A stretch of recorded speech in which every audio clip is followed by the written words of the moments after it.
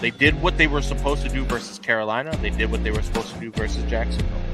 And they did what they were supposed to do versus the Rams. You have to beat the bad teams that are in front of you. And I know a lot of people are like, oh, you can't take what they did seriously. The meat of their schedule is coming up. Well, that's great. But if the meat of their schedule was coming up and they were 2-4, we would be killing. Yeah. So how about them Bears? Let's go to the Bears. Let's run the show now.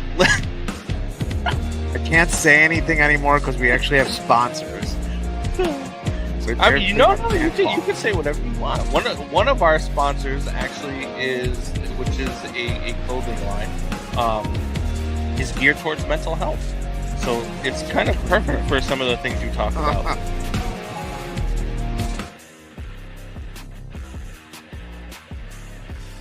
And welcome to Combs and Fitz, Windy City Sports Talk. It's your boy Brandon Combs, along with my guy Ryan Fitzgibbons. Man, we got a lot to talk about, Fitzy. Hell yeah.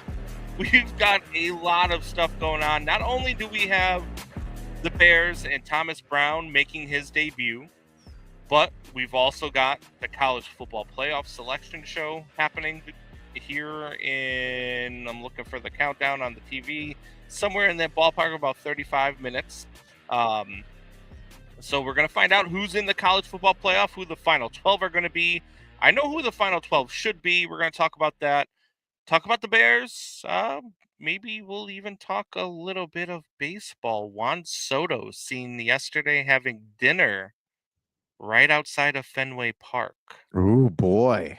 Is this like the Shohei Ohtani flight to Toronto? The difference is that Juan Soto was actually in Boston. So, and there's been a lot of rumors. I've got a friend who works inside that organization as well, who told me a week ago he expects that deal will be done soon. So we'll see.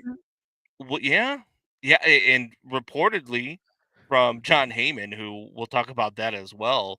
The Juan Soto deal, Boston's range is somewhere between 710 million to 750 million. Yeah.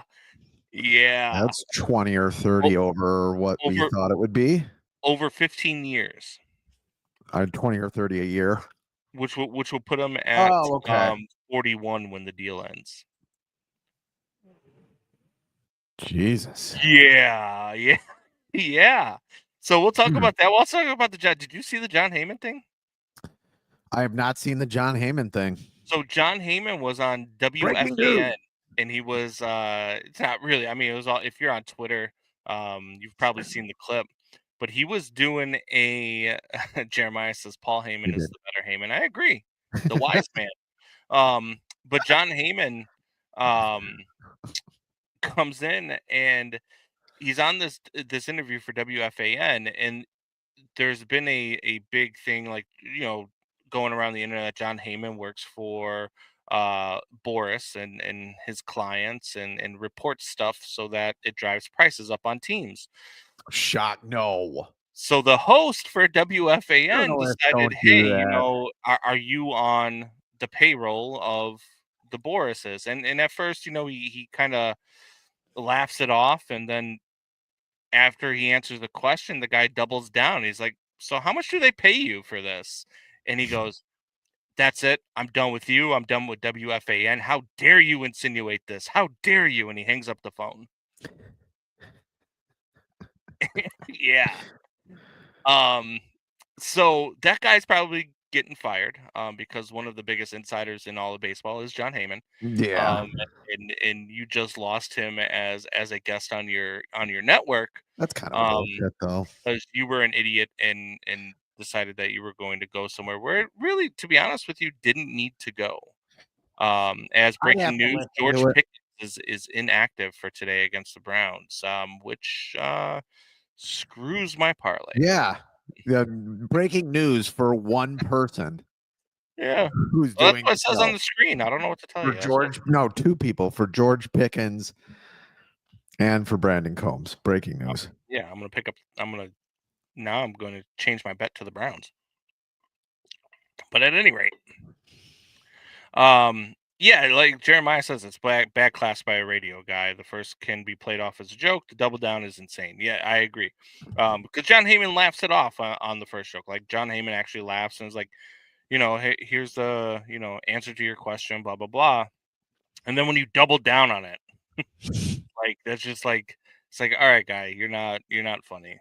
You're just an ass clown at this point. But yeah, it was kind of funny. But Also, John Heyman shouldn't be doing that. I mean, let's face it. yeah, If I've he always is had a doing that, problem with reporting. if he's doing that, it gets a little bit too, and sorry for the word, incestuous with some of these announcers.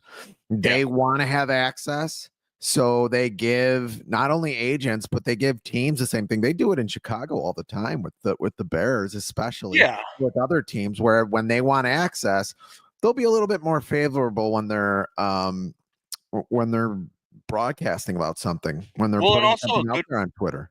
a good producer when they make the phone call to the customer, you know what I mean, to the guest. When I make a phone call from the radio station and I call this person, or you've even seen me do it when we've had guests on this show. The first question I say to them, especially when there's going to be subjects like money and Juan Soto, would be, is there anywhere you don't want to go? And if they say no, then we can ask you whatever, right? If they say yes, I don't want to touch on this, I really don't know anything about this, then you let the host know and they shouldn't go there. But Yeah. there's still a certain ethic to the Or it's whole on the thing, right? host whether they want to say, hey, we're going to go there, or do you still want the interview? We're going Yeah, to go wherever we want. yeah, absolutely. Absolutely. But yeah, it was bad ethics by the radio host himself. And did John Heyman react in a way that he probably could have been like, hey, look, you know that's two now, let's I'm not going to touch on this. It's kind of you know it's kind of defamation of my character for you to keep going here, so we could either do this or we could end the interview. And then if he does it again, then sure, hang up on him. But it is what it is. I mean, that's the way it happens. So here's the thing: we got college football playoffs moving on. We got college football playoffs coming up, and dude, championship Saturday did not disappoint. I was working all day, but I was able to see, the Big 12 championship, which was an absolute rout at first, and then all of a sudden SMU started storming, or not SMU, Jesus, Big 12 championship. It was Iowa State started storming back, and they all of a sudden made it a game. But ultimately, Arizona State was able to hang on. They became the Big 12 championships, and then we moved on to the SEC title game. I did not get to see much of that game. I got to see the final 5 minutes of that game. Same thing with the Big 10 championship. Got to see the last 10 minutes of that game. And what I took away from that is that all four of those teams belong in the playoff. What I took away from SMU and the way they were able to bounce back from a 17-point halftime deficit was that they absolutely are one of the 12 best teams in the country. They belong in the playoff. Now, the committee, however, thinks a completely different way. And we were talking about this before the show.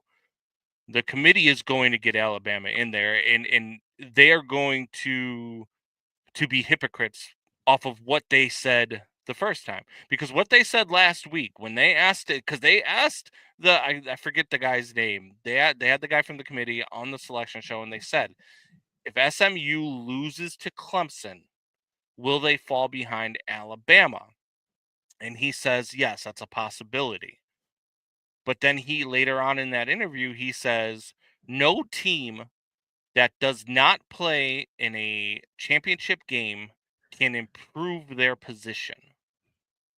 So when you think about it, if SMU or if SMU stays in and Indiana drops out, but Alabama gets in, Alabama has now improved their position because they are ranked below Indiana and SMU at the time.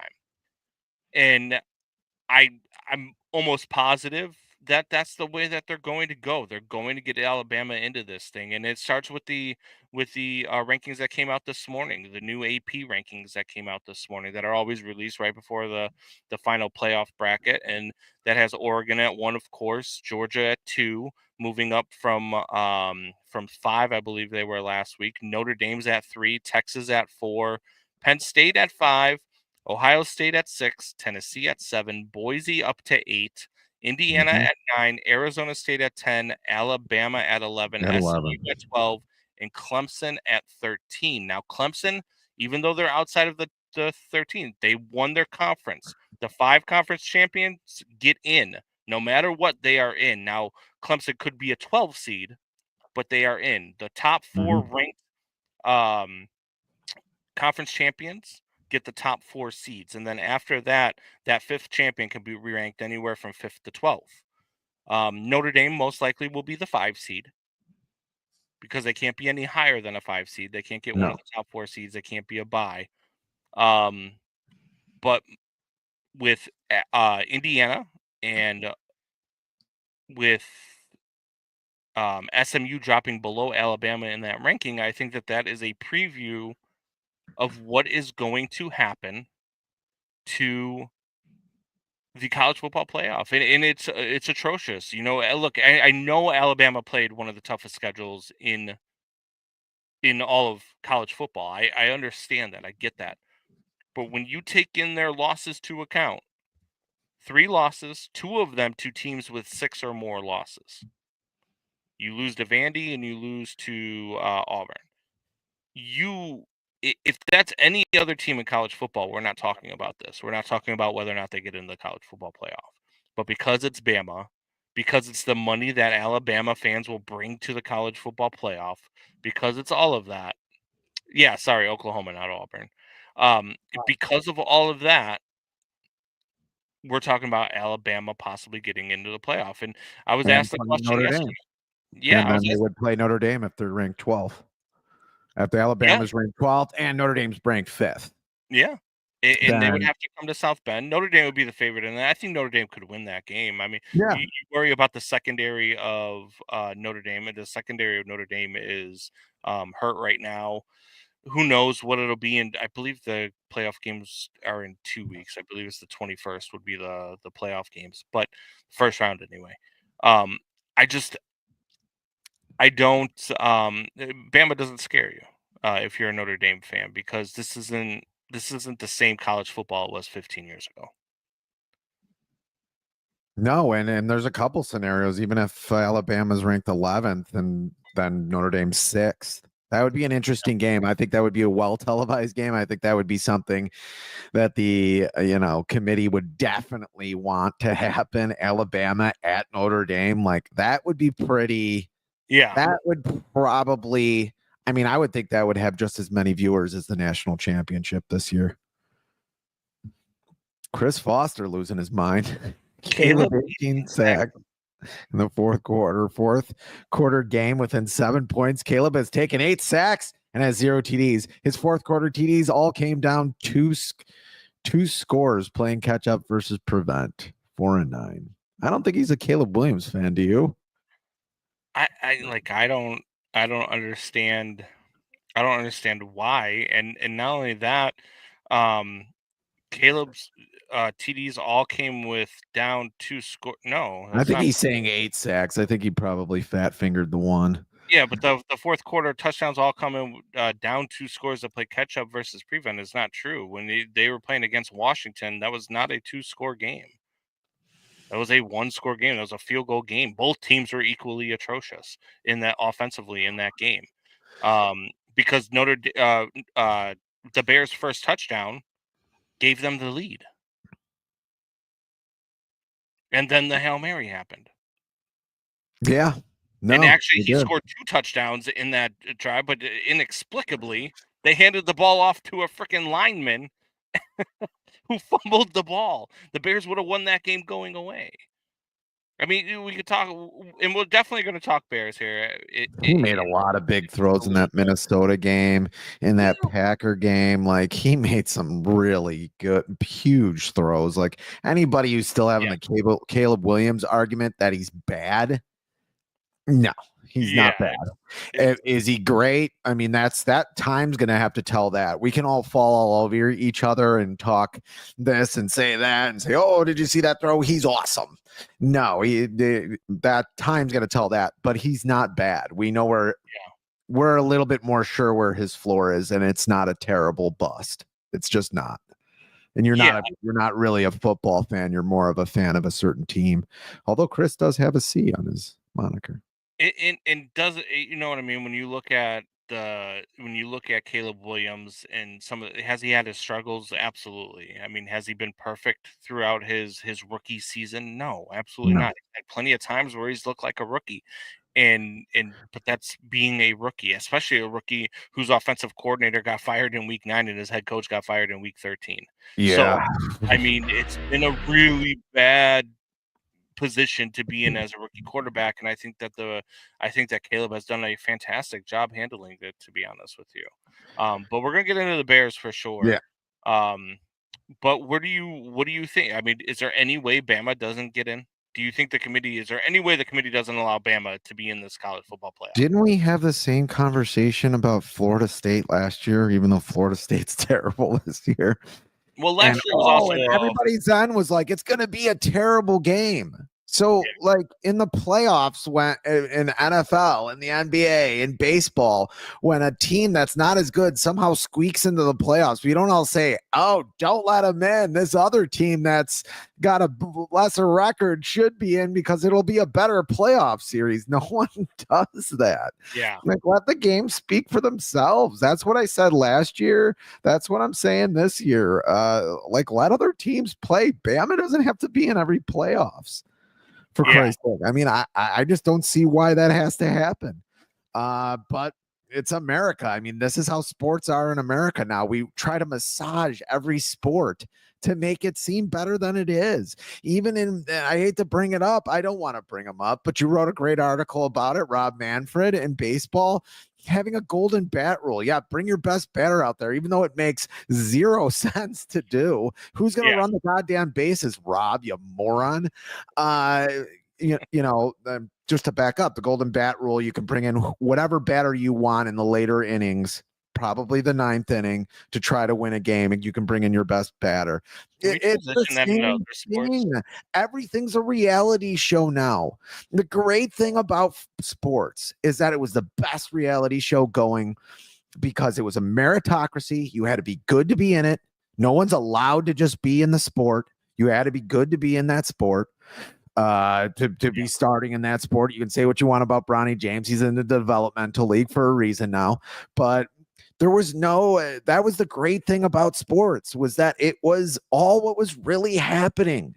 Like it was right on film. I mean, it's like nowadays you want to massage every sport every year. Now we got a tackle where if a guy puts his knee down into his hip and brings him down by his hip from behind, he can't. You know why he's bringing him down by his hip or by the collar when he's behind him? Because he doesn't want to push him forward 4 fucking yards. Like, come on. It's like that scene in the movie, right? I forget what movie it was, but when the lineman picks up the quarterback and he just picks him up and he twirls around and he just lays him down gently. Yes, exactly. That's how you have to tackle nowadays. And that's what's happening in the NCAA, except for they can get away with it because they could say, oh, yeah, it's probably not good to have this team play that team. Yeah, which is, I mean, it's a joke. And we're going to find out here in a matter of maybe 12 minutes here who's going to be in. But I just think, I don't think there's any way the committee doesn't put Bama in. Bama to me doesn't belong in. There are teams, hell, I would argue with you that Army, a 1-loss team that won their conference, deserves to be in this college football playoff as well. Their only loss is to 3rd-ranked Notre Dame. And that's their only loss. But you're talking, did you see the box score? I don't know if you watched the game, but did you see the box score for the Army game? The Army Notre Dame game? No. Army's AAC championship game against Tulane. I did not. Their quarterback ran for 126 yards and 4 touchdowns. If I told you to give Pretty me good. an over-under of pass attempts in that game, how many pass attempts would you set that at? For Army, Yeah. the over-under in that game, Yeah. 8 passes. I've Yeah. seen Army play, so for Daly. Yep. That's the quarterback, yeah. Bryson Daly. Yeah, not Carson Daly. He was 2 for 2. Well, he's throwing at 100%. That's a completion percentage I can get behind. 2 for 2 pass attempts in an entire football game. They should be wearing leather helmets. They had 3 guys with over 50 yards rushing. They had 2 of them with over 120 yards rushing, including their quarterback. It was just an insane game. Bryson Daly is a dude. He has just as many rushing touchdowns. Or actually, I think Ashton Genty ended up with 1 more. But he had just as many rushing touchdowns. He was tied for him during that game because they were playing at the same time with rushing touchdowns in the nation.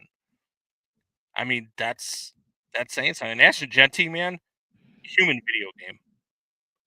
The running back from Boise State, human video game. Yeah, he's something else, man. First of all, he missed 2 games with injuries.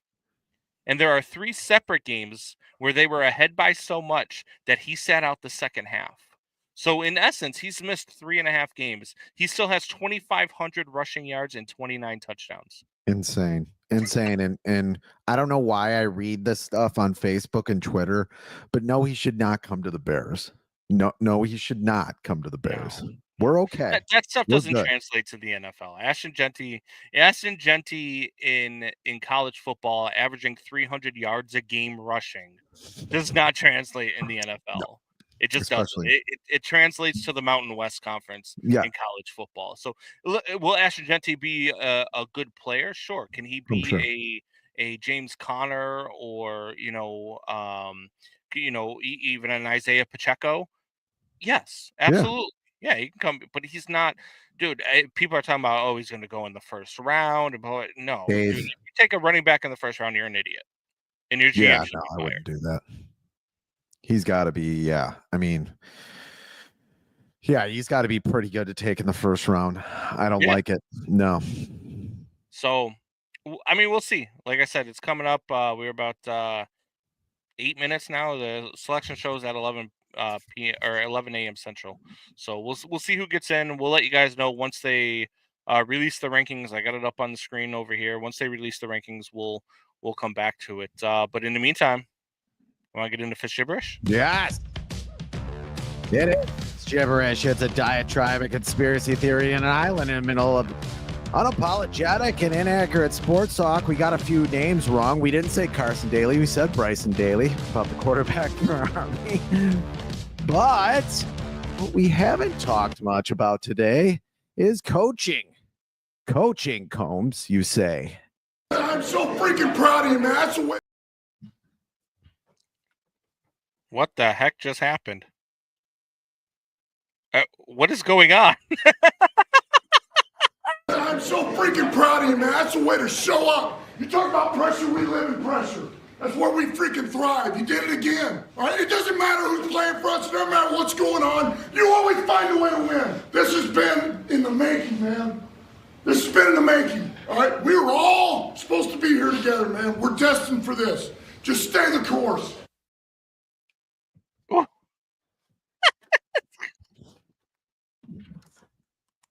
I almost made it.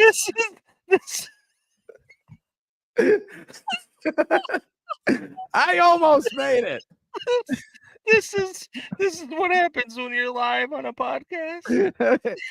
I almost made it. You double clicked, the video accidentally went off. You thought you were slick. We were all watching you change. I almost made it.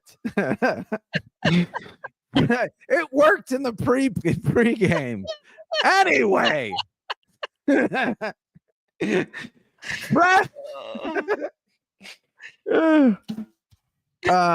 friends, neighbors, non-binary celestial beings, and podcasters everywhere. Lend me your ears, because Coach Fitz Gibberish is going to put his hat in the ring to be the 19th coach in Chicago Bears history. You want a resume? You can't handle my resume, because I got what it takes to bring the Bears to the promised land. Born and raised in Chicago on the south side, not far from Dick Butkus, where he was raised and was assembled from spare truck parts and big Dick Butkus energy. Yes. Just to give you a little background, I'm a Hallis guy, not a McCaskey guy. I'm a fighter, not a lover. I'll take Buddy Ryan over Coach Ditka, Walter Payton over any football player who ever lived. And by the way, he should have got the ball to get a touchdown instead of William Perry in the Super Bowl, for Christ's sake. I'm for Montana. Yes, Montana, Combs over Brady. Namath over Unitas. Devin Hester over Deion Sanders. Moss over Terrell Owens. The Rolling Stones over the Beatles. And ScarJo over J-Lo. Yes. I thought the double doink was rigged and they should have let the first kick count, for Christ's sake. Yes. I decided long ago that Rex Grossman is and was not our QB, and neither was the bearded Kyle Orton, for that matter. You bet your sweet ass Bippy that Jay Cutler and Justin Fields got a raw deal here. That's what I thought. And the rest of the QBs have been shit, except for maybe 1 year of Eric Kramer and Jim McMahon. Maybe Jim Miller. I'm for a short slant pattern instead of a screen pass, and that you should be able to tackle a guy. Yes, tackle a guy from behind, whether it's from the collar or the hip, for Christ's sake. I think you have to put 80% to the offense in this league and 20% into the defense, and pray that it works. Look at the Lions. It seems to work for them. Yeah, Danny Campbell, you saw him. Go for it anytime you want on fourth down, Danny.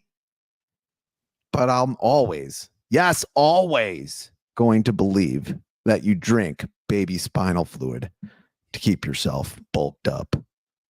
Yes, Hallis Hall, I'm putting you on warning. You want me on that wall. You need me on that wall.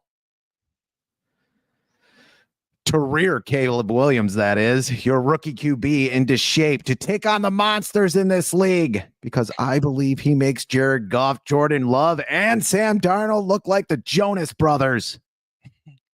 You need a coach who innovates and pushes the trends of this league to its limits. You need a coach who eats beef at every meal. So I don't give a damn what you think you're entitled to. Grab your playbook and meet me in my office. What you just said is one of the most insanely idiotic things I have ever heard. At no point in your rambling, incoherent response were you even close to anything that could be considered a rational thought.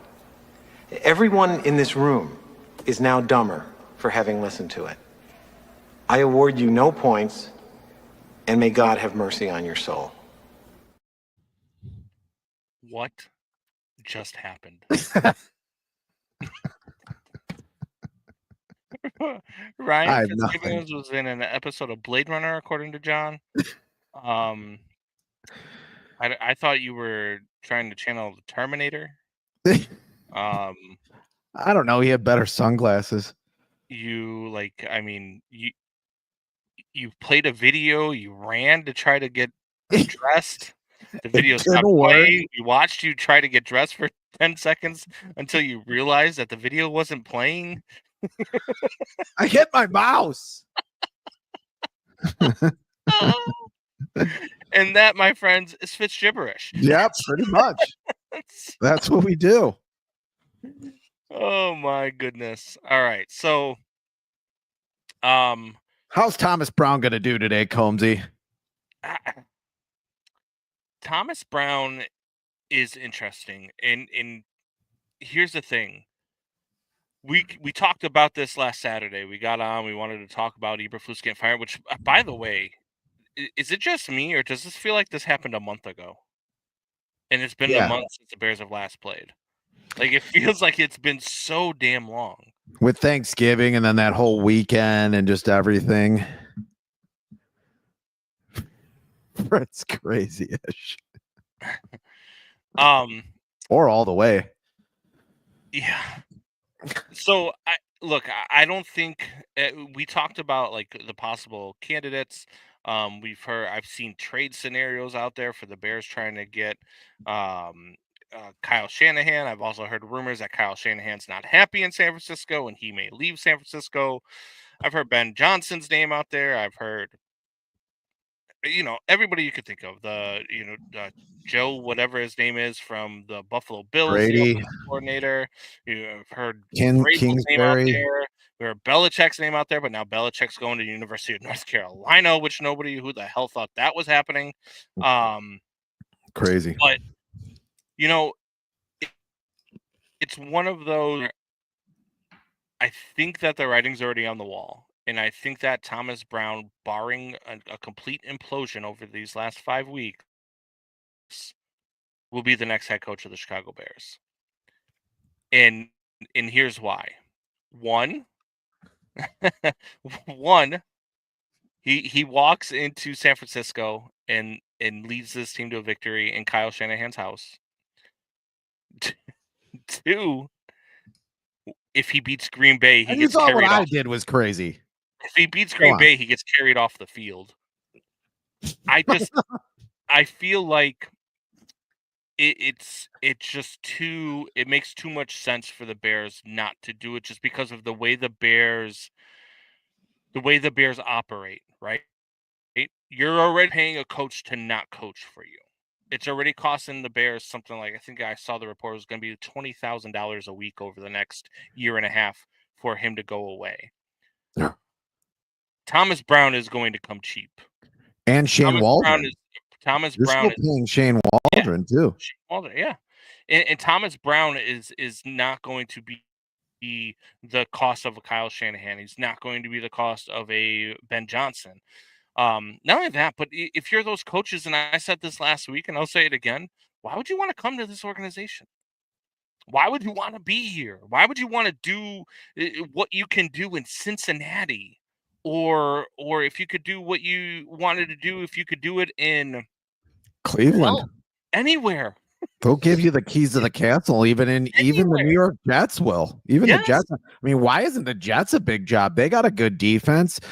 You solidify an offense there in the next couple of years. I don't know where the contracts are, but yeah, but that's what I'm saying. Like, I don't see a scenario minus, like I said, an implosion. If this team gets just their asses beat for 5 weeks, sure, they probably go elsewhere. But I just don't see a Ben Johnson coming to Chicago. I don't see a Kyle Shanahan coming to Chicago. I don't see any big name, Mike Vrabel, wanting to come to Chicago and deal with this front office and this ownership. We've got a vampire for an owner. I think if Shanahan's out there, I think you're an idiot not to take him. I think that's the Andy Reid hire right there. He's basically Andy Reid. Revolutionized the offense in this league, has a lot of people on his tree that have also been good coaches and never won a Super Bowl, thirsty for a Super Bowl, has a good young quarterback with quite an arm. Like it makes too much sense for him to come to the Bears. Troy says Jets because their ownership sucks. They're better than the Bears ownership. Yes. The Jets are, and Troy, that's how bad it is in Chicago. At least they grabbed for Aaron Rodgers. I mean, I know it didn't work out. Everybody's going to say, I was right. I was saying it wasn't going to work out. The guy who's probably the best, regular season quarterback ever was going to be terrible. Yeah. Like, whatever with that crap. He could have been great. Like, the guy was a great quarterback for years. He's one of the best quarterbacks I've ever seen. Maybe the best when it comes to accuracy, being able to move around and arm strength. There ain't much better than Aaron Rodgers. Like, he could have been great there. He just wasn't. Kind of pulled a Russell Wilson. Age caught up to him. He wasn't. Yeah. He thought he could be Tom Brady, or he thought he could be Peyton Manning. He's just not. Did you see the reports that came out about about Roderick's girlfriend, the actress, who's a little bit crazy herself, but Mhm. she came out and in People Magazine, interviewing People Magazine, and said her time in a relationship with Aaron Rodgers was because of him was the most depressed she's ever been in her entire life. Yeah, I mean, But and she also said in that same interview that she knew that she had to end things when she looked at a tree and couldn't be happy. So, like I said, she's a little bit crazy herself. and a little bit dramatic. Like Yeah. it sounds like somebody needs to grow up a little bit. I mean, what did he do? She didn't get into any specifics about what he did. Maybe she should You got into the relationship to keep your name in the newspaper. That's basically what you did. You got what you wanted. Yeah. Don't tell me. I mean, maybe you liked him a little bit, and you got a 2 for 1. Yeah, when people get out of relationships, they're depressed. Like, okay, Everything that comes out about him shows he's a POS human. I mean, yeah, his own family doesn't talk to him. it doesn't look good. It doesn't look good for him from a PR standpoint. Didn't he miss a wedding where he was supposed to be best man in a wedding? Doesn't talk to me. What? So my family doesn't talk to me. Shit. He didn't appreciate when he suggested a discount double stuff. Jeremiah Murray never ceases to amaze me. So yeah, no, it's the Jets are just a better organization than the Bears, and I know that the Jets are a dumpster fire too. Yeah, but a dumpster fire would be an improvement from the Bears. The front office, the way the organization is run, is just a joke, and the reports have come out now that that Jim Harbaugh wanted to be here last year, that Kevin Warren put a nix on that. I don't need a report to tell me that. That Ben Johnson was interested in the job last year, but and also that Kevin Warren wanted to, or not Kevin Warren, Ryan Poles wanted to fire Matt Eberflus at the end of last year, but instead, was told no. Yeah, and instead we got bearded Flus, who with dirt on his face. Like, it was just. I mean, I think it's eye black. He was probably kissing a player. I don't know what I don't know what more to put in the. You have a GM in a position who's not allowed to be a GM. You have a president of football operations who's so hung up in building a stadium, which in his 2 years in being here, they're still just as far into building a stadium as they were before he got here. Actually, I think they've actually regressed in that. They've still got a ton of land up in Arlington Heights that's just sitting there, not being used. They've made proposals to the city of Chicago that are impossible to approve because they're on protected land. So I don't know what is going on with and look, ownership is a joke. I don't know what more to say about that. Virginia McCaskey, she's old. She was never a good owner anyway, but now she's over 100 years old. George is supposedly running the show. I think he runs the show in one of his mom's dresses behind the scenes. I just think that's how he gets dressed in the morning, and then puts on lipstick and makeup and does his thing in the corner. What is happening here? And then makes decisions for a football team that he knows nothing about. This ownership is atrocious. It's the worst ownership in all of sports, and it's been that way for quite some time. And this is an ownership that was around during the Dan Snyder days. So I don't know what stadium 10 miles away from guaranteed rate field, and this is still the worst ownership in sports. Harbaugh should have been the hire. Made too much sense. We said the same thing. Harbaugh did make too much sense, but this team was never. And I knew this, and I said this back then. This team was never going to hire a coach that wanted that much power. I don't give a shit about all of that, though, Combs. I don't give a crap. That should never enter into your mind. Oh, we can't do that. It doesn't enter into my mind. It enters into their mind. They are cowards. What do you want from me? Yeah, I know. I mean, I just like we were talking about with the committee. I don't want Alabama in, but the committee's going to put them in. It's not my decision. If you let me make decisions for the team, they'd win the Super Bowl every damn year. That's why polls should not be your GM. When you're limiting the coaches you bring here because you're scared that they're going to want, I don't know, to tell you what personnel you should draft. Well, maybe Harbaugh should have been here to tell you what personnel to draft, because Odunze looks like he's going to be a stud receiver, is not what you needed on this team. He's just not what you needed on this team. You could have got somebody in the later rounds, a speedy receiver. Yeah, it sucks. You don't have as good a receiving core for you, but maybe you have some protection. You don't have Coleman Shelton. So you're not going to be happy when they take Ashton Genty at 5?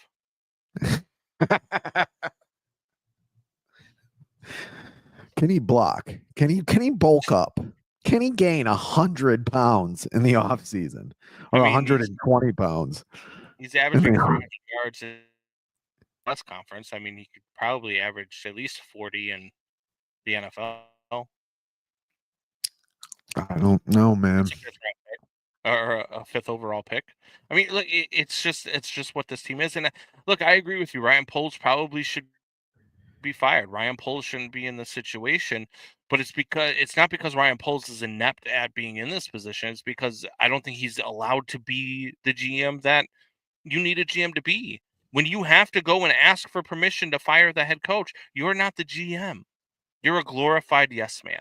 Yeah. When you have to go and ask for permission to go ahead and do anything as the GM, when it comes to the roster, when it comes to the coaching staff, you're not a GM. You're Chris Getz. You're not allowed to do the job that you're hired for. Why are you there? Because he was in his early 30s when he got hired, and he would have taken any job. And that's what the Bears have always attracted. People who are desperate and just want the job that they might not be totally to their talents, but that's what the Bears do. That's what the Bears constantly do. That's the talent they attract. A guy that he might be good, but probably not, and he just wants to take a chance, and maybe he's out kicking his coverage, pun intended. Yeah. Jeremiah says they'll say Ben Johnson costs too much. They'll say they don't like Rabel's attitude and potty mouth. They'll directly interfere based nothing in football sense. I can think about Rabel. Maybe that's what they say, but they'll never say that somebody costs too much. They're too insecure to bring it to that. I mean, you could say what you want about Ricketts, but at least he said that the losses were biblical. At least he talked about money. I mean, even though I don't agree with him, at least he talked about it. Stadium. I don't want to hear about money anymore. I'm so sick of.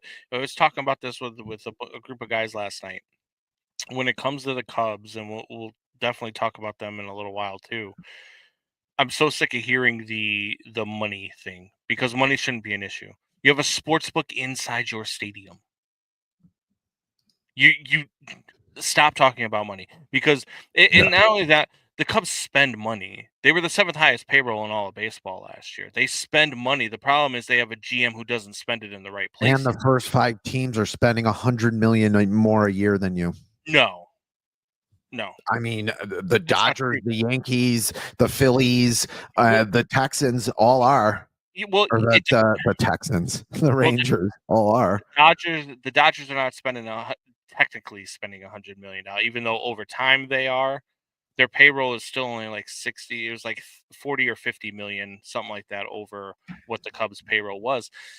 But the problem is you're giving these contracts to the wrong people. $30 million to Cody Bellinger a year is very different than $30 million to Juan Soto a year, or $30 million to Aaron Judge per year. It's just, when you're spending that money, you're not spending it in the right places.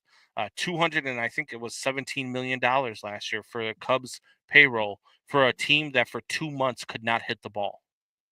The Mets are at 314. The Yankees are at 308. The Dodgers are at 240 now, but that's not going to stay there. I don't know if this is right. This spot. Yeah, Dodgers are at 240 with Shohei Ohtani. I don't think Shohei Ohtani is only getting paid $2 million a year until he retires. Oh, yeah. You know what I mean? So that's what I'm saying. So again, you've got a GM that's just not spending in the right spots, and that's the same thing with the Bears. I have the Cubs as 9th here, but that fluctuates. So the Bears actually have gone and gotten talent. The Bears have one of the more talented rosters in the league. The Bears have one of the more talented rosters in the division. The problem, they will not spend on coaching. They will not put anything into resources in coaching. And it's because the Bears ownership does not want to do any of that stuff. They don't want anybody coming in there telling them how to run their team for whatever reason. I don't know, because admittedly, George McCaskey said a couple years ago that he's not a football guy. So why don't you want somebody to come in and run things? Why isn't Ryan Poles in a position to just go and do what he needs to do? Why isn't Kevin Warren in a position to just go what he needs to do? Why is Ryan Poles having to ask Kevin Warren, can I hire Jim Harbaugh, and Kevin Warren saying absolutely not? Like, if you, to me, if I am in a position, if I have Ryan Fitzgibbons working under me, oh god, and we're in sales, and I'm fired. in Ryan Fitz is my sales manager, and one of the best salesmen in the world is available. And then I find out Ryan doesn't hire him because Ryan Fitzgibbons doesn't like the guy, and they have a past in which he wouldn't get along with them, and you let your personal feelings affect our business, you're fired. Yeah, You're right fired. away. Right away. I have reviews monthly. If they don't go well, yeah, I'm on a plan and then I'm fired. Like, Yeah. And I don't manage a multi-billion-dollar football team. Like, Right, exactly. It's just they don't care. It's the team's always been a cash register for them. That's why I don't think they're going to sell. I don't think Bezos is going to buy the Bears. The ex-CEO now for Amazon. I don't think he's going to buy the Bears. I just don't think they're going to sell.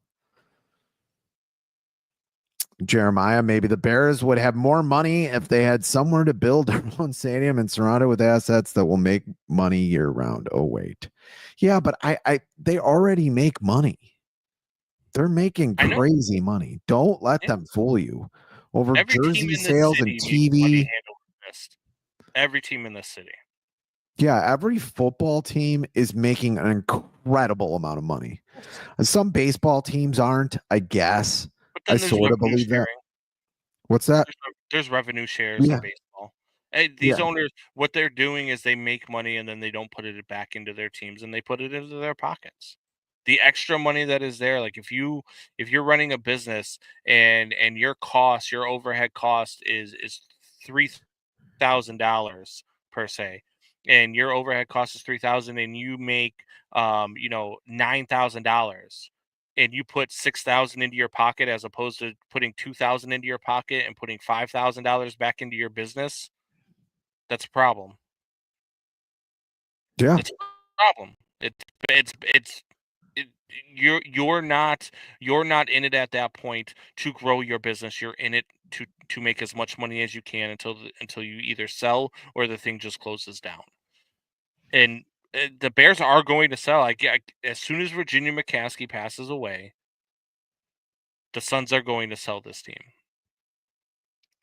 But it's okay. going to. I mean, it's not a bad. It's to pass away for that to happen. It's weird that they would do that, not just sell now. I mean, if they're not going to get this, I mean, the stadium deal is an absolute joke. I mean, you've got people. Look, Virginia McCaskey. I know her last name's McCaskey, but she's a Hallis. She is George Hallis's daughter. Yeah. Yeah, and he's the founder of this football team. Like, there's just, she will not relinquish control, and there's no reason why she won't relinquish control other than the fact that she's George Hallis's daughter, and she wants to. But for what? You've run your father's franchise into the ground. Yeah, really, you have. You have done nothing for 40 years to make this franchise, a charter franchise in the NFL, profitable. You have done nothing to make this team you're not. the Patriots were able to do it in that time. The Chiefs were able to do it in that time.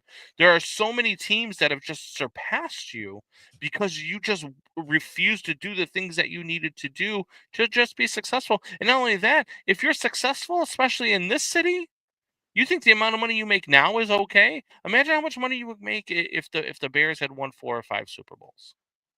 Oh, it's just the TV money you get from the playoff games has got to be insane. I know it's pretty large in just baseball. In football, it's got to be insane. I mean, Yeah. I just there's no downside to handing this over unless you're constantly meddling, which they have. When Ted Phillips was here, there was constant meddling.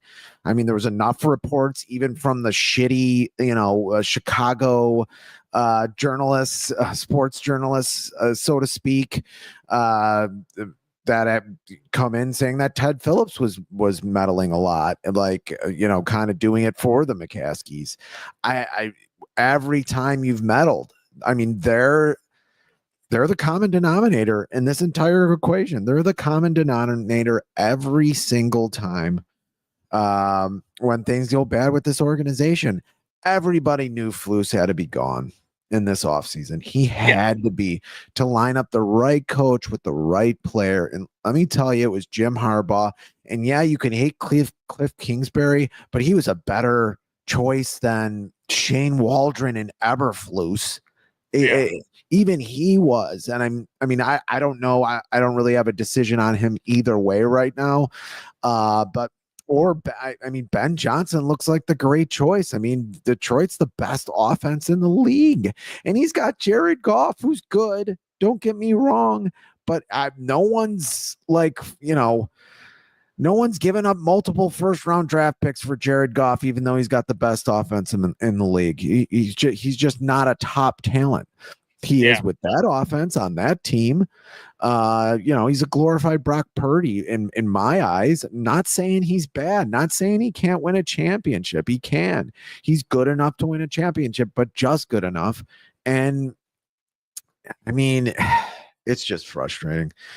It is. Week after week talking about it. It's just frustrating. Especially since I think they're actually going to win this game. They might actually win this game against the Niners. They're definitely live against the Niners. The 49ers are so dismantled on defense. It's crazy. They've had 33 different players take a snap on defense. Jesus. That's a lot. That's not good. You only have 11 positions. Yes. 33 different players have played defense, taken a snap on defense this year for the San Francisco. Tripling it up. That's why I think Kyle Shanahan stays there. I just think they'd be nuts to get rid of him unless he wants to leave for some reason. Then okay, that makes sense. Yep. So Oregon was just named the number 1 seed. They're doing the rankings right now. No surprise there. Everybody knew Oregon was going to be the number 1 seed. I believe Georgia will be the number 2 seed as the SEC champion, and they have just been named the number 2 seed. So the college football playoff rankings coming out right now. So we'll give them to you as they come out. For those of you that are joining us here right now. Talking Bears, we got 49ers coming up. This ownership group, we were talking about the ownership group and their inability to hire a manager or a general manager that can actually general manage. It's insane. And now because Luke Richardson gets fired by the Chicago Blackhawks, all of a sudden the longest tenured head coach in Chicago sports is Billy Donovan of the Bulls, and the second longest tenured head coach in Chicago sports is Craig Counsell, who was hired a year ago by the Chicago Cubs. Yes. What a time to start a Chicago sports podcast. Yeah, so since we've been a show for the last 2 years, we have not had one Chicago team make the playoffs.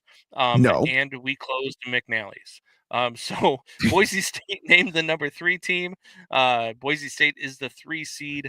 I'm not really surprised there. That's what I had in in my projections was Boise State 3, and then I have Arizona State at 4. So we'll see what they do.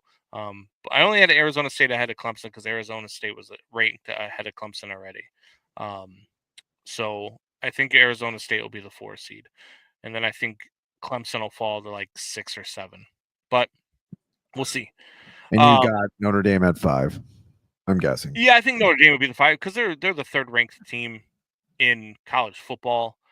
They can't be higher than a 4 seed, and Arizona State does get the 4 seed. They are the 12th ranked team, but they do get the 4 seed over Clemson as the Big 12 champions. So Arizona State will get the first round bye. So the 4 first round byes are going to be Oregon, Georgia, Boise State, and Arizona State. Those will be your first round byes. Shad from the South Side brings us back to the Bears, or unless you had more to say. No, go ahead. Go ahead. They're still under reviewing. George, the beloved have been the biggest underperforming team in all of professional sports. It's actually been that way since Virginia. It's been this way since 1984. It's been this minus that obviously they had the Super Bowl year, but that team was handed down by George, and then it was dismantled by Virginia. Yeah. One Super Bowl carries decades of lore. Salute, fellas. Salute. Shad. I mean, I have to agree with you there. I mean, the 85 Bears are still getting broadcasting jobs in the city. Like, maybe that's one reason for someone to come here. Sometimes coaches, especially talented ones, want a challenge like that. I mean, I think that's probably one of the reasons why Jim Harbaugh wanted to come here. Right. I mean, to be a winner in this city would be important at the time. I did say he would want to come here. Clemson is named the 12 seed. ACC champion put in as the 12 seed. So that kind of changes things for me. Maybe Bama doesn't get in. Oh boy. Or is Indiana out? When you're good, wow. ACC champion is at 12. Well, then SMU's probably out, right? Yeah. It's going to be interesting to see what the reveal is. Yeah, I mean, wow. I did not expect them to be the 12 seed. Texas is named the 5 seed. So it will not be Notre Dame at 5. Texas is the 5 seed. They will face off against Clemson in this round. They will host Clemson. That's crazy to me for the ACC champion to be ranked 12th. That's the first surprise here so far. That's the winner of that will face Arizona State in the second round in the quarterfinals. That if you're tells you what you Clemson, need you're to not know. happy at this draw, man. You win the ACC title, and your prize is to go to the SEC runner-up. Yeah, I mean, I don't. Why don't you put Bama in that spot? If Bama's going to get in, because that's what I think now. I mean, if Clemson's 12, there's no way SMU's ranked ahead of them, right? Crazy. No, can't be. I wouldn't think. So now a 3-loss Alabama. Penn State is Notre Dame still not up there. Penn State's the 6th seed. Wow.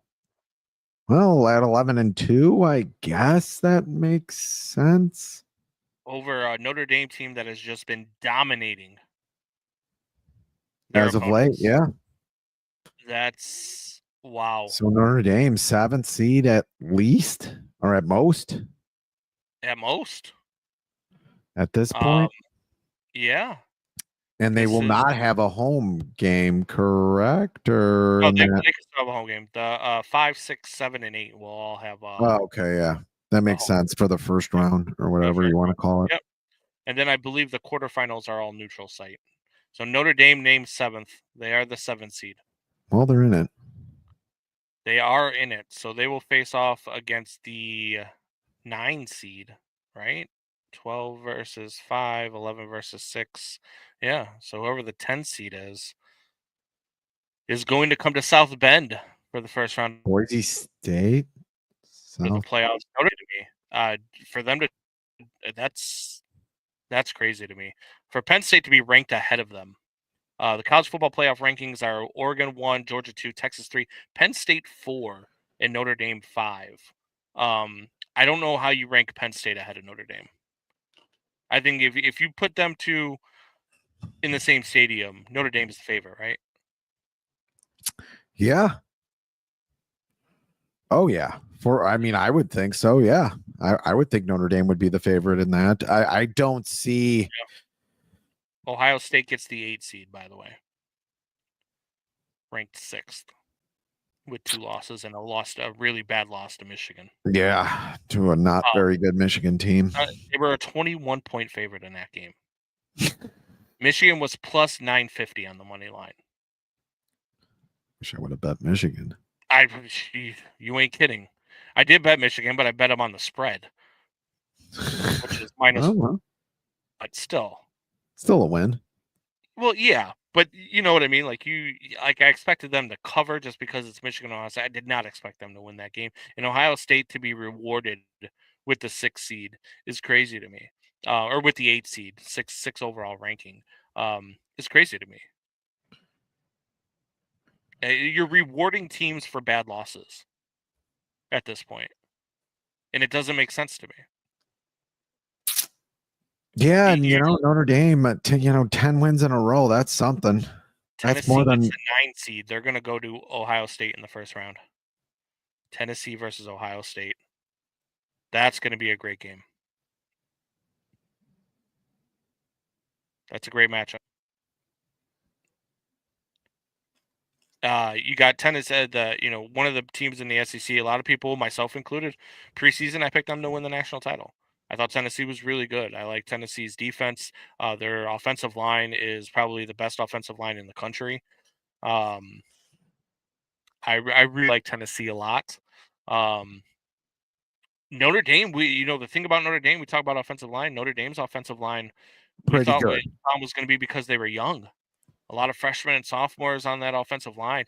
Dude, they run the ball like nobody's business. Jeremiah Love is a stud. And they've gotten better as the time. Yeah, Jeremiah Love can jump over any guy. Yeah. In college football, but they've gotten better as the years progressed. I mean, that's kind of what Notre Dame has been this year. Is they've become better as year, and that happens to a lot of teams. You see that happen to Alabama a lot. That's why a lot of teams would have soft schedules in the beginning of the year, years back, and now they kind of have tougher schedules. It's kind of all over the place now, but they used to have lighter schedules. The team learns how to play, and then they're better later in the year when they're facing better talent. But yeah, I mean, Indiana is the 10 seed. They are going to come to Notre Dame. Wow. Now that's a pretty good. That's gonna be a fun Indiana game. is the 10 seed. Who will get the 11 seed? It's got it. My assumption is Bama. But I mean, who knows? They still haven't named the first. I would guess before they name the last team in, they're going to name the second and first team out. So we'll see who the second and first teams out are. But Indiana gets into the college football playoff, deservedly so. Yeah, they've only trailed twice this entire season. Wow. I thought Indiana was going to get screwed for sure. Yeah, I don't know. They're 11-1, right? 10-1. 10-1. Well, whatever. Only lost one game. I don't know. I don't think they could kick them out. They're a good story too, so maybe that's part of it. Ohio State. Yeah, well, lost home. Yeah, very good team. A team that's in the playoff. I mean, I think. Yeah, no, I think it's good. I think that's a pretty interesting game, Indiana against Notre Dame. I think that'll be an interesting one. I think that's one that Notre Dame will definitely be favored pretty well, and maybe close to a touchdown. I don't know what your thoughts are on that. I think it'll be around there. Yeah, I think it'll be a touchdown, maybe 6.5, something like that. Yeah. For Notre Dame and Indiana. I think Ohio State will be favored by 2.5 over Tennessee. And Texas will probably be favored by about 5.5 over Clemson. would be my guesses for opening lines, and then whichever way the betting market takes it, it'll adjust from there. But man, so Indiana, SMU is in, Bama's out. Wow. SMU is the 11th seed. We'll face off against Penn State. Bama is in playoffs. They did it. I can't believe the committee did it. They should have done it. Not only is SMU in, but they're a seed ahead of Clemson, who just beat them in the playoffs. In the championship, I should say. Yeah. Bama is the first team out. Miami is the second team out. They got it right. I am shocked. The committee actually got it right. Too much heat. Team only won 9 games, right? Bama? Yeah, 9-3. 3? Wow. I mean, there's no other team in the playoff, has only 9 wins. Like that, there was just too much against them this time. No, It I just agree. makes sense. I think it's going to be a great playoff. It's going to be interesting. That Notre Dame game is going to be pretty fun to watch. And I think they can make some noise in it. I mean, I think coming into it, other than Oregon, maybe a couple other teams. Obviously, they're the hottest team other than Oregon. They got the 10 wins in a row. But yeah, I think they got a chance here. I mean, it's wide open. It is going to be wide open. Wow. Which is cool. I am actually shocked. I completely thought Bama was going to end up being the 11th seed. I am shocked that the committee got it right. And kudos to them. Kudos to them for actually looking at this thing realistically. I know everybody loves to, like, ESPN loves to put the win-loss versus teams over 500. Good wins up there, but they never put the fact that they lost to 2 6-loss teams. It's just, that's what it is. Your team versus your record versus teams under 500 is 1-2. Yeah, So, I mean, ESPN's just a mouthpiece for a lot of these colleges anyway. The bigger the college, the more money coming in. Right. Roll Tide. Yeah. Roll right out of the playoffs. There's a lot of times where you can say stuff about the committee, and you can talk about how they got it wrong this year. The committee got it right. And so kudos to them. And what this does for them in the future is sets it up for less speculation when they do put a team in. Because they can always point back, well, look at last year. We left Bama out. If you're not going to win, it doesn't matter if you're Bama or if you're SMU or if you're Indiana. If you deserve to be there, we're going to put you in. So I like the bracket. I like the seeds. I think that Notre Dame got a little bit jobbed, but I'm not going to complain about it too much. If you want to be a higher seed, join a conference. I don't want Notre Dame. I don't think Notre Dame needs to join a conference. I like Notre Dame being able to play wherever. I mean, if they do join a conference, sure. But if you want to be a higher seed in the playoff, join a conference. It's just how it goes. Yeah, I mean that's going to be the lesson here for them. I mean, but I don't think it's that bad a pull. I mean, you got Indiana at home. I mean, I don't think that's that tough of an opponent. I really don't. I really think they did okay. I mean, with the opponent, that is. You can say about the seed, how that's going to work out in the future, whatever. You might have to go, but I think you're doing okay. Yeah. Once you lost that Northern Illinois game, no one thought they'd be in this position. So, yeah, no, I count your lucky stars. Yeah, I mean, after that Northern Illinois game, no one thought they'd ever be in a playoff. They had to run the table. They did that. They had to run the table, like the way they did, too, I think, to even get to the 7th seed. So, yeah, so we've got Notre Dame, and I'm trying to look up to see where the actual bracket's at, if anybody's already got the bracket up. Are we sure maybe it's not Indiana? No, it is Indiana. They're definitely playing Indiana. The bracket was up there. I'm just looking for it so I can see who they would have to play. I can't remember they would have to play if they win. I believe it would be Boise State if they win. They play Notre Dame would play Boise State. So kind of a decent path Yeah, to the college not football two semi. powerhouse college, Yeah, colleges in look, football. Boise State's good though. I mean, Boise State can run the ball with Ashton Genty. They really can. But with Notre Dame's front seven, that could pose a big problem for Boise State. They could be the one team that holds Ashton Genty to under 200 yards. I don't know if they'd be able to hold him to under 100.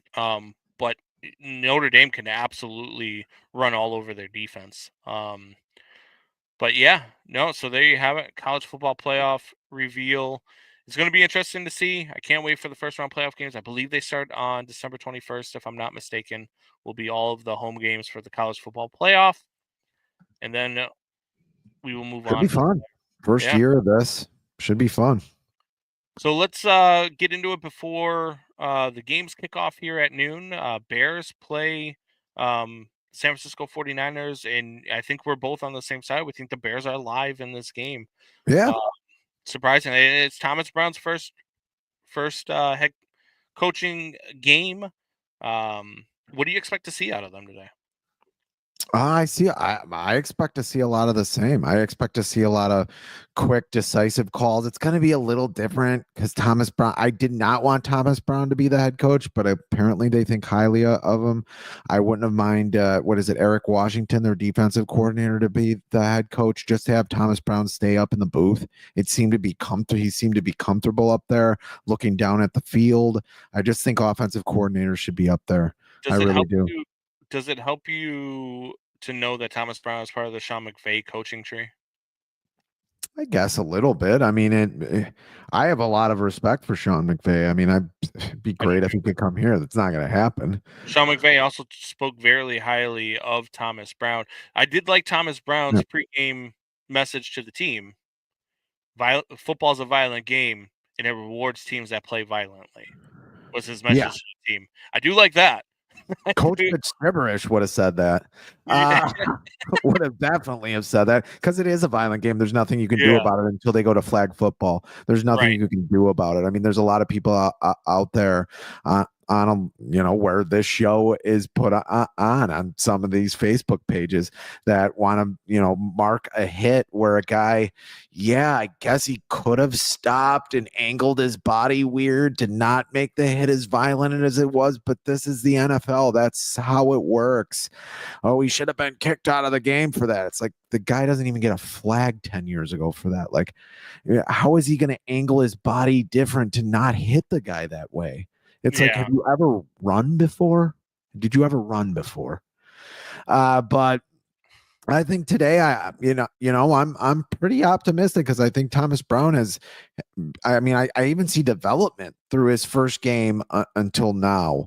I think there's a commitment to the run. I think the offense is starting to get, dare I say, an identity. He doesn't forget receivers or some of his offensive weapons. He doesn't really forget that Cole Kmet is your tight end. He doesn't forget that even though he's out with a concussion, I believe, Roschon Johnson, he didn't forget that Roschon Johnson, you also have him at running back to run up the middle and kind of soften up that middle of the defense, even though the 49ers defense, as you reported, is very banged up.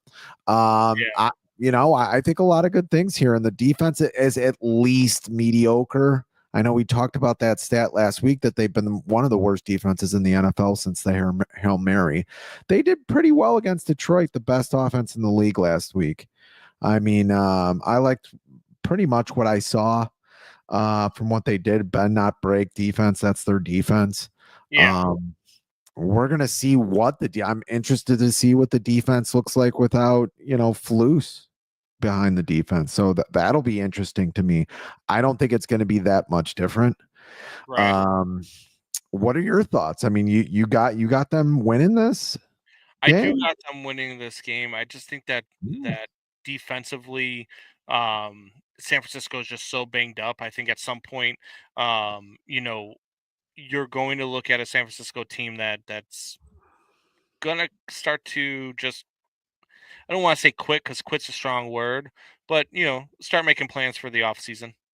Start making golf and tee times, stuff like that. I think you're going to see that out of San Francisco here relatively soon. You just lost CMC probably for the year again. It's been almost all year. Yeah, that team's a completely different team. Brock Purdy's been injured. I wouldn't be surprised if he shuts it down for the year as well. I think they can go in, and I think this defense is good enough to beat the San Francisco team. And this offense is, quite frankly, this offense right now is better than the San Francisco 49ers. Yeah, I think last year this is the line is probably -9, maybe -10, Yeah. and it's -3 right now. Right. For the 49ers on today's game. So the city has been starving for a head coach and front office to lean into what the city draws energy off of. Physically impressive teams win here. I agree with that. If Thomas Brown can form a game plan to reflect that message, he will be here for a decade. I cannot believe you're saying Thomas Brown as the head coach next year. It's tough too, because whoever is named the next head coach, once they do sell, I don't know that head coach is here for a decade. I would like to see, if he's good, he's good. Look, did you think? Let me ask you, when the Patriots hired Bill Belichick back in 2000, did you think, hey, this guy is going to be the next best head coach of all time? No. I don't think anybody thought that. I mean, he was good with Parcells. So when Mike Vrabel got hired in Tennessee, did you think that this guy was going to be a name that a lot of people were going to want leading their football team? So you don't know. No, I don't even think a lot of people thought Jim Harbaugh was going to be when he was the Niners coach years ago. But you don't think that these guys are good, but they're not good until they can prove that they're good, right? So if Thomas Brown can prove that he's good, why not? Why not? Why couldn't it be Thomas Brown? I don't want another why not. Every coach that they get is going to be another why not. If it's Ben Johnson, it's a why not. Right? I don't want it. So who do you want? I mean, I would rather have Ben Johnson. I would rather have, Ben Johnson is just as big of a why not. Actually, he's a bigger why not at the end of the year than Thomas Brown is, because at least by the end of the year, you'll know what Thomas Brown is. Do you want Pete Carroll? There was some news about Pete Carroll. I don't know. I told you this before. I don't know how I'd feel about that. His age, his ability to lead was diminishing in Seattle towards the end.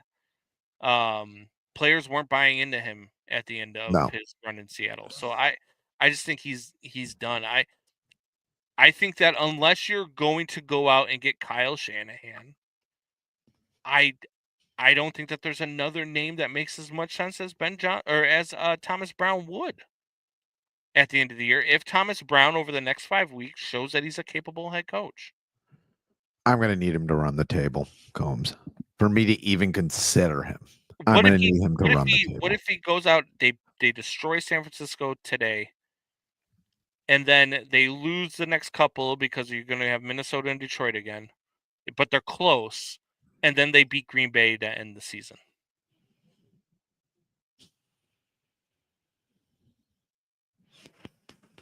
Are you okay with Thomas Brown then? I'm going to say no. I'm going to say no. I don't have enough on him.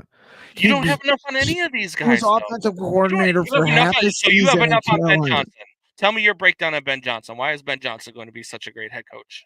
I already talked about it, but he took Jared Goff, who I think is just slightly above average, and he made him one of the best quarterbacks in the league. As a coordinator. He's done it year after year. Right. It's not a Cliff Kingsbury, Chip Kelly type offense where the league responds and then they don't do as well. I agree. We've all seen that. But have you seen him control a game? Have you seen his clock management skills? Have you seen all the things that I he think can they've do that run the ball well. I think they've Like, run the ball really well. I yes. think he knows Have what you he seen wants his and knows time? what Have he you seen him likes. be able to call a timeout? Have you seen him being able to tell his team, "Hey, let's I go to the right have hash not mark instead seen of the that. left"? But Exactly. Thomas Brown You're is going to not see going to convince me of anything in 5 games. You're going to see that out of Thomas Brown over the next 5 games, though. You'll at least have a 5-game clip of Thomas Brown as a head coach, something you won't have on Ben Johnson. Yeah, all right. I'll see you guys there.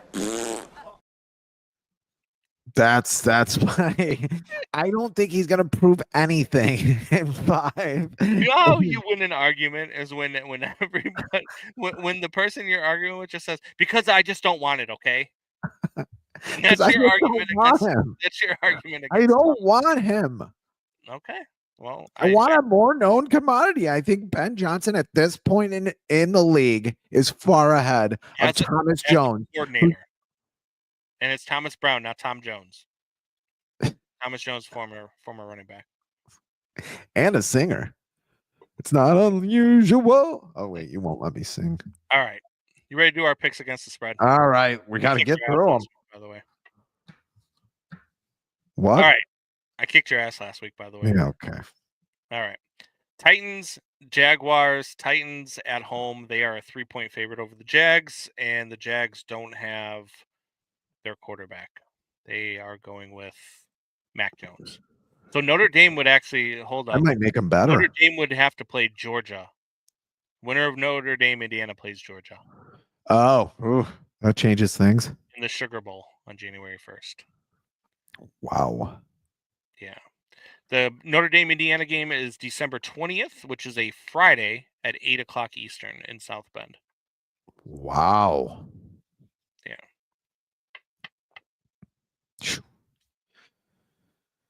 Okay. Notre Dame got host. Anyway.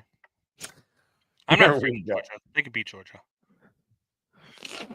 Carson Beck doesn't have an arm left. His shoulder was falling off the bone yesterday. All right. Back to our picks. Titans, Jaguars. You're going Titans, right? For the first time this season, am I going to go with the Tennessee Titans? I guess I am. I am. Will Levis has looked a lot better over the last couple of weeks, and the Jaguars are they're a mess. Titans -3 is the play. This one's gross. Jets at Dolphins. Dolphins are a 6.5-point favorite. Oh, that is gross. You weren't lying. The game's gross. The spread is gross. Everything about this is gross. Yeah, I Jesus. Can we just take the Dolphins? Go Fins, just because I like to say go Fins, I guess. This would be the typical one where you pick the Dolphins and then Aaron Rodgers just has a game. 4 touchdowns. Yeah. I don't trust the Dolphins enough to give up 6.5 points. I'll take the Jets and the points. My fucking stomach hurts saying it. You got Falcons and Vikings. Falcons at Minnesota. Minnesota's a 6-point favorite over Atlanta. Kirk Cousins revenge game, maybe? Maybe. Huh. I'll pick first. I'm gonna say that it's the Vikings defense revenge game, and they tear apart Kirk Cousins. I'm gonna take the Vikings. The Falcons haven't looked good lately. No, Cousins has looked really, really bad. 17 touchdowns and 13 interceptions this season. Boy. That's 6-6 though. The Falcons are going to be playing pretty tough. No, I'll go Vikings. I can't do it. I tried. Yeah. The thing about the fact if they lose and the Bucks win, it's going to be really tough for them to come back in that division. So that is something to think about, but I can't with the Falcons. Saints at Giants, another gross game with another gross spread. The Saints are 5.5-point road favorites. Wow. 5.5. I'm gonna lay the 5.5 with Derek Carr and the Saints. The Giants are a mess. I don't know how you could take the Giants. They're going for that. Just because they're the Giants and they're at home and Brian Dable. I agree with you though. I think they're going to tank for the number 1 pick. That's why I'm going Saints. Saints. 5.5. Panthers and Eagles. This game has continuously gone up in spread. The Eagles are now a 14-point favorite over Carolina, who's been playing much better over the last couple of weeks. Took Kansas City to the brink.